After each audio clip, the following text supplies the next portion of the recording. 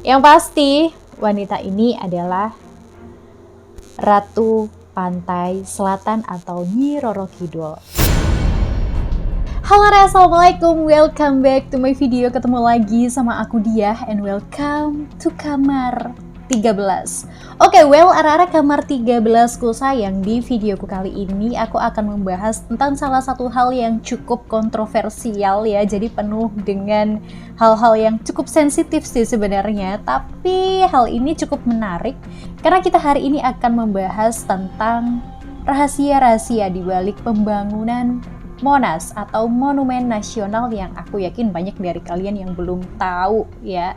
Nah, biar kalian gak penasaran lagi BTW ya, langsung aja kita masuk aja deh ke videoku kali ini. Tapi sebelumnya aku ingatkan lagi untuk kalian, jangan lupa untuk klik dulu tombol like, comment, share ke teman-teman kalian yang lain, dan jangan lupa untuk klik tombol subscribe supaya aku semakin semangat untuk upload video-videoku berikutnya dan tentunya channel ini semakin berkembang. And langsung aja kita mulai, check it out.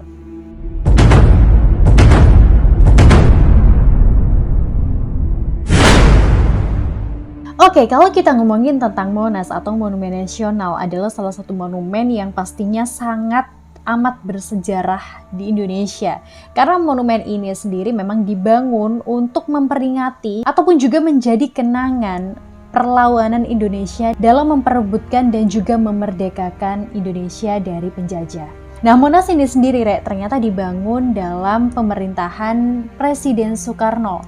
Dan sampai saat ini banyak banget wisatawan-wisatawan yang menjadikan Monas sebagai objek wisata. Terbukti di Jakarta kalau misalnya hari libur ya atau weekend ya, itu banyak banget orang-orang yang memang berkunjung ke Monumen Nasional ini. Nah, seperti yang aku bilang tadi ya, ternyata di balik pembangunan Monas ini ada banyak sekali cerita-cerita konspirasi dan juga mitos yang berkembang di masyarakat. Yang pastinya cerita-cerita ini ya penuh dengan kontroversi, penuh dengan konspirasi yang kalian boleh percaya atau enggak. Kalian bisa katakan, ini hoax doang, ini cuman isu-isu belaka, kalian terserah boleh percaya boleh enggak, karena memang yang namanya teori konspirasi ya itu memang tidak bisa dibuktikan secara realnya, tapi memang cukup menarik dan memang banyak banget diperbincangkan oleh orang-orang di luar sana.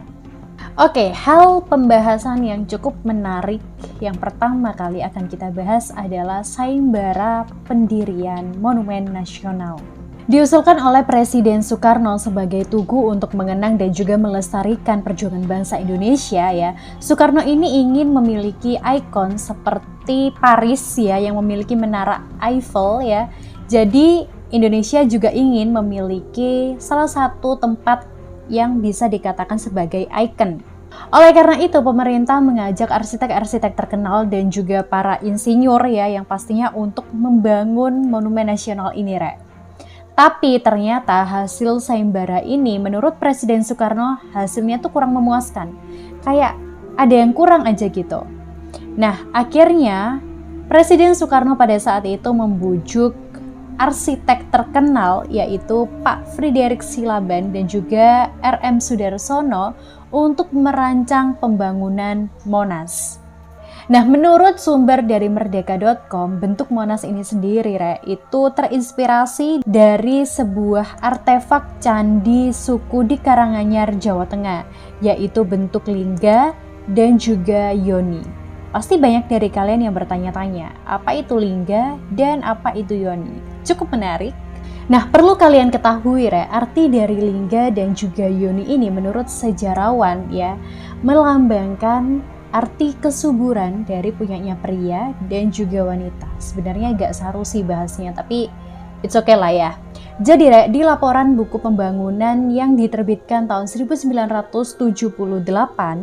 disebutkan selain menjadi lambang kesuburan pria dan juga wanita, ternyata bentuk tugu ini melambangkan alu dan juga cawan. Nah, alu dan juga cawan ini sebuah alat penting yang banyak sekali dipergunakan di sejarah Indonesia, terutama di daerah pedesaan-pedesaan. Alu dan juga cawan ini juga melambangkan arti siang dan juga malam. Selain itu juga melambangkan positif dan juga negatif, dan baik buruknya dua sisi manusia. Oke, Rek. Jadi sebenarnya arti dari lingga dan juga yoni ini sendiri itu nggak selalu atau nggak melulu mengarah ke hal-hal yang menuju seksualitas. Jadi lingga itu sendiri diartikan sebagai pilar cahaya, jadi simbol benih dari segala sesuatu yang ada di alam semesta ini. Begitu pula dengan yogi. Jadi yogi ini merupakan simbol dari organ feminim yang memang berlawanan dengan lingga, tapi mereka ini sama melengkapi. Jadi saling melengkapi kayak gitu. Jadi bisa dikatakan simbol lingga dan juga yoni ini sendiri menjadi simbol energi dari semua penciptaan yang ada di bumi ini. Bisa dikatakan lingga dan juga yoni ini menjadi simbol semangat, simbol kuat, dan pastinya bekerja keras, kesuburan, dan pembangun bangsa yang menurut Presiden Soekarno ini sangat amat penting, Rek. Bukan hanya sampai di situ, ada hal yang menarik yang ada di Monas, pastinya yaitu obor. Jadi di atas Monas itu ada sebuah obor gitu, yang bisa dikatakan ini menjadi simbol semangat dari pendirian bangsa Indonesia. Nah, next kita akan membahas tentang asal-usul emas yang ada di Monas. Nah, ini bisa dikatakan hal yang cukup sensitif juga ya. Karena emas ini sendiri, Rek, itu dulunya beratnya cuma 32 kg. Jadi pertama kali dibangun, itu beratnya cuma 32 kg. Nah, perlu kalian ketahui, Rek, ternyata dari 32 kg emas yang awal dibangun itu ya, yang 28 kg katanya ini disumbang oleh salah satu orang terkaya di Indonesia pada saat itu. Orang ini asalnya dari Aceh, yaitu Tengku Markam. Nah, ternyata, Rek, sumbangan emas dari Tengku Markam ini menurut orang-orang yang ada di atas itu ya, itu tidak ada catatan secara resmi bahwa Tengku Markam sudah menyumbangkan emas sebesar 28 kg. Bahkan rumor-rumornya ya, emas dari sumbangan Tengku Markam ini tidak diletakkan di Monas. Tetapi emas yang disumbangkan oleh Tengku Markam ini katanya rumornya dibelikan untuk pesawat terbang Indonesia pada saat itu. Tapi ada juga yang bilang katanya sumbangan emas dari Tengku Markam ini benar-benar diletakkan di lidah apinya Monas. Nah, BTW, Rek, kalian tahu kan pastinya Tengku Markam ini siapa? Bisa dikatakan Tengku Markam ini adalah salah satu orang yang cukup berjasa di Indonesia. Ya, walaupun beliau memang tidak terjun langsung untuk melawan penjajah di medan perang sih ya. Tapi ternyata Tengku Markam ini adalah salah satu tokoh yang memiliki andil sangat banyak di dalam kemerdekaan Indonesia. Jadi, Rek, Tengku Markam ini sejak kecil memang yatim piatu dan juga diasuh oleh kakaknya. Tapi ternyata beliau bisa menjadi seorang pebisnis yang sangat kaya raya. Bahkan beliau juga pernah menyandang sebagai orang terkaya se-Indonesia pada saat itu. Beliau juga sangat dekat dengan Presiden Soekarno.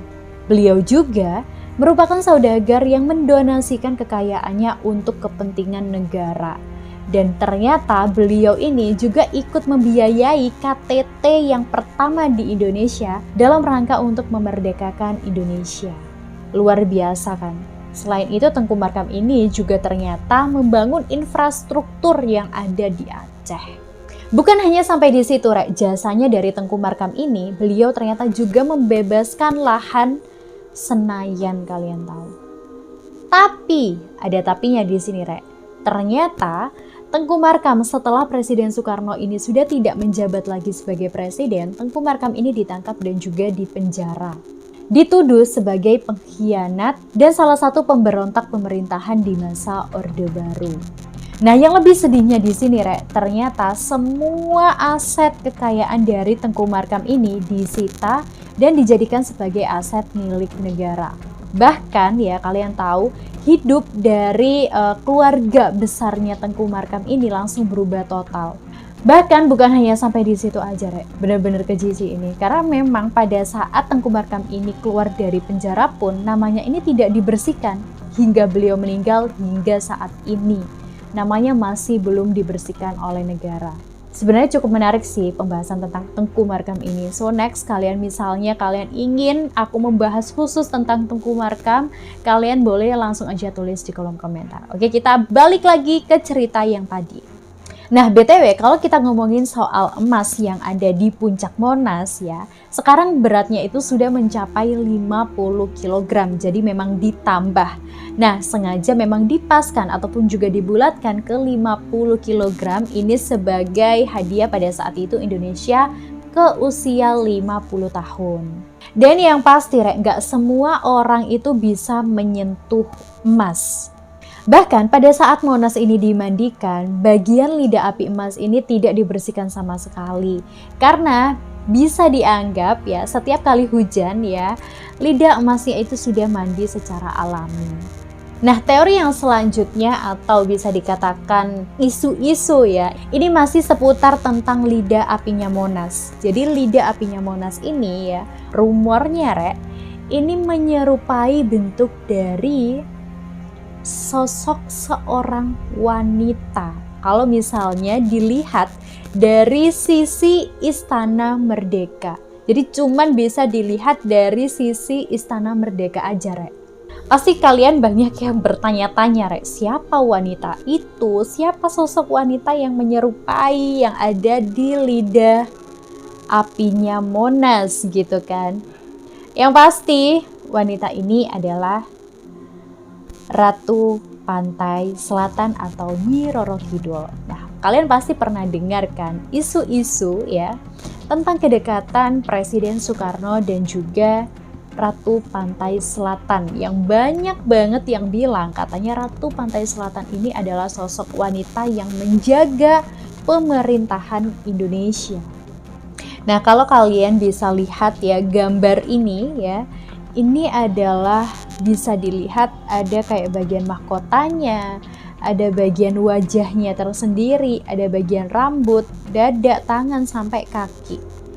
Ya memang ini nggak bisa dilihat dari sembarang sisi sih, cuman bisa dilihat dari sisi Istana Merdeka aja. Dan yang terakhir, isu selanjutnya tentang pembangunan Monas ini sendiri adalah patung banteng menuju bunker. Nah, pada saat Presiden Soekarno ini membangun untuk mendirikan Monas ini sendiri, beliau ternyata juga memiliki cita-cita untuk membentuk atau juga membangun patung banteng di dekatnya ataupun di sekitarnya Tugu Monas. Tapi ternyata bangunan banteng ini masih belum kesampaian. Pada saat itu sempat sih ya bentuk bantengnya ini sudah terbuat dari kayu. Tapi nggak tahu kenapa setelah Presiden Soekarno ini lengser ya, bangunan dari banteng atau bentuk banteng itu langsung dirobohkan. Nah, BTW kalau kita ngomongin soal banteng-banteng ya, apalagi berhubungan dengan Presiden Soekarno, ini kayak langsung sensitif gitu bawaannya ya. Soalnya bentar lagi juga 2024 nanti ada, ya kalian tahu lah Jadi bisa dikatakan banteng-banteng ini adalah hal yang cukup sensitif gitu untuk diperbincangkan. Tapi BTW di bawah penataan patung-patung yang dulunya berdiri ini ada penataan kayak sebuah saluran sistem air bawah tanah. Bisa dikatakan katanya banyak yang mengatakan kalau saluran-saluran ini adalah saluran-saluran untuk menuju ke ruangan rahasia. Bisa dikatakan hal ini adalah bunker atau bisa jadi ini adalah sesuatu yang lain gitu.